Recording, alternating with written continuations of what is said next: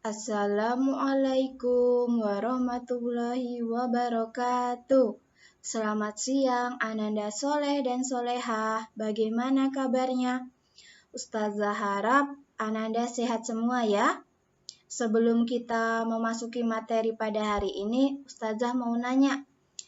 Masih ingat nggak minggu lalu kita belajar tentang apa? Ayo, siapa yang masih ingat? Ya, minggu lalu kita belajar pengamalan sila-sila Pancasila di tempat bermain. Nah, hari ini kita akan belajar pengamalan sila-sila Pancasila di sekolah. Ustazah mau nanya lagi, siapa yang masih ingat bunyi pertama sila Pancasila? Ayo, siapa yang masih ingat? Iya, bunyinya adalah ketuhanan yang Maha Esa. Sila pertama Pancasila mengajarkan kita untuk taat beribadah kepada Allah. Sebagai umat Islam, ibadah kita dengan cara melaksanakan sholat 5 waktu. Sholat apa saja? Ada sholat subuh, sholat zuhur, sholat asar, sholat maghrib, dan sholat isya. Kemudian, sila pertama Pancasila ini mengajarkan kita untuk selalu bersyukur atas nikmat yang sudah diberikan Allah. Bersyukurnya dengan cara apa sih? Bersyukurnya dengan cara berdoa sebelum melakukan kegiatan dan sesudah kita melakukan kegiatan. Ini dia contoh pengamalan Pancasila di lingkungan sekolah. Sebelum kita memulai pembelajaran, kita harus berdoa terlebih dahulu. Siapa yang hafal doa sebelum belajar? Ayo, siapa yang hafal? Pintar sekali yang hafal. Nanti Ustazah tes saat kita pertemuan di Zoom meeting ya. Kemudian sebelum makan, kita juga harus berdoa untuk apa? Untuk mensyukuri nikmat yang sudah Allah berikan.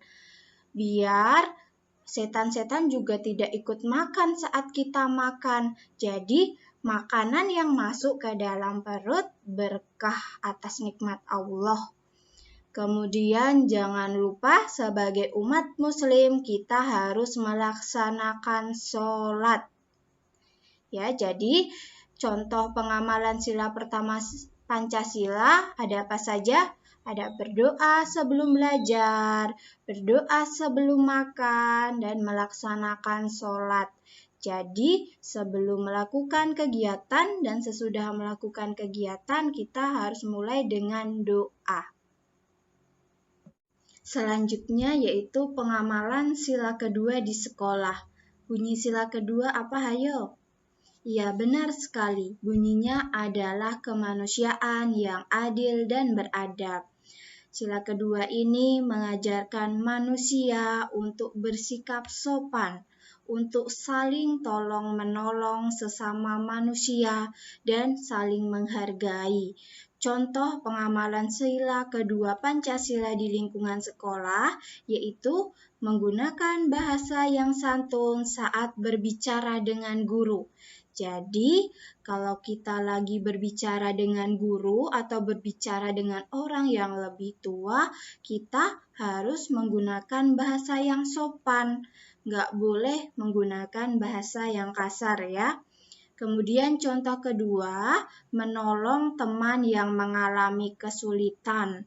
Kalau ada temannya yang terjatuh di sekolah, kita harus ngapain? Hayo, harus menolongnya, harus membantunya.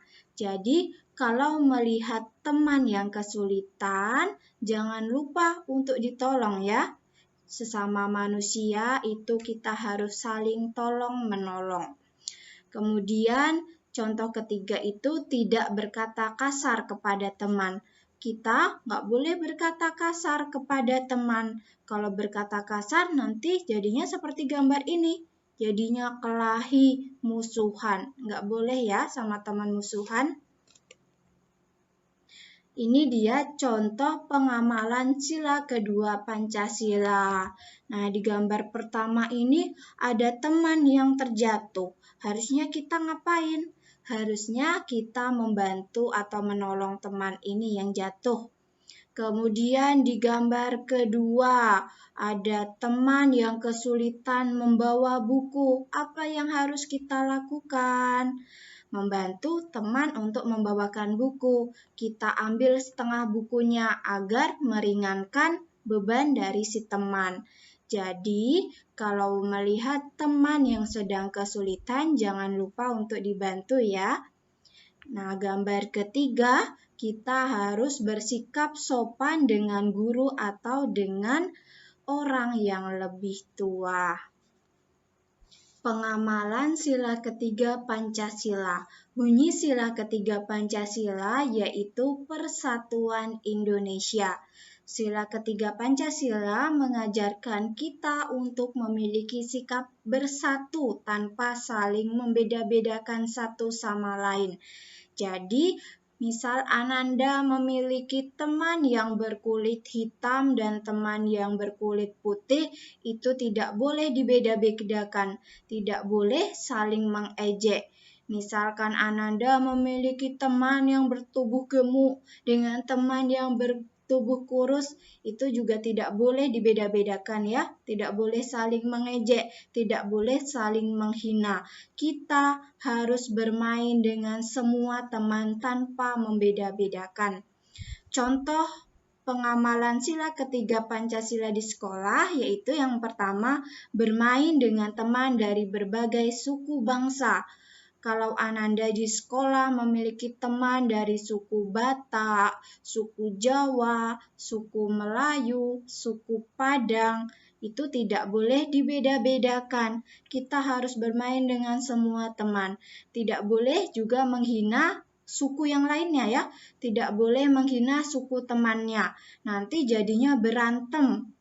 Jadi, sebagai sesama manusia, kita harus saling menghormati suku teman kita. Kita harus saling menghargai kebudayaan teman kita. Contoh kedua yaitu bermain dengan teman yang berbeda agama. Nah, sebagai umat Muslim, kita harus berteman dengan siapa saja, meskipun dia agama Hindu, agama Kristen, agama Buddha. Tidak boleh mengejeknya, tidak boleh menghina agama orang lain. Kemudian ketiga, kita harus menjaga kerukunan. Menjaga kerukunannya dengan cara apa? Dengan cara bermain bersama dengan teman-teman yang berbeda agama, atau yang berbeda sukunya, atau yang berbeda budayanya. Itu adalah salah satu cara kita menjaga kerukunan di sekolah. Jadinya teman kita banyak kan kalau kita saling menjaga kerukunan. Contoh pengamalan sila ketiga Pancasila yaitu gambar pertama ini lagi ngapain? Lagi melaksanakan piket kelas bersama-sama. Dengan melaksanakan piket kelas bersama-sama itu dapat menjaga kerukunan anak-anak yang berada di dalam kelas tersebut. Kemudian contoh kedua, bermain dengan semua teman tanpa membeda-bedakan. Ingat ya, tidak boleh membeda-bedakan teman. Semua itu sama. Kita harus main bersama-sama, nggak boleh mengejek atau menghina teman kita. Kemudian contoh ketiga ini lagi ngapain? Ayo, lagi melaksanakan upacara. Kalau Ananda lagi upacara, itu tidak boleh main-main ya. Upacara itu harus dilaksanakan dengan tertib, dengan serius. Hari ini kita sudah belajar pengamalan sila-sila Pancasila di lingkungan sekolah.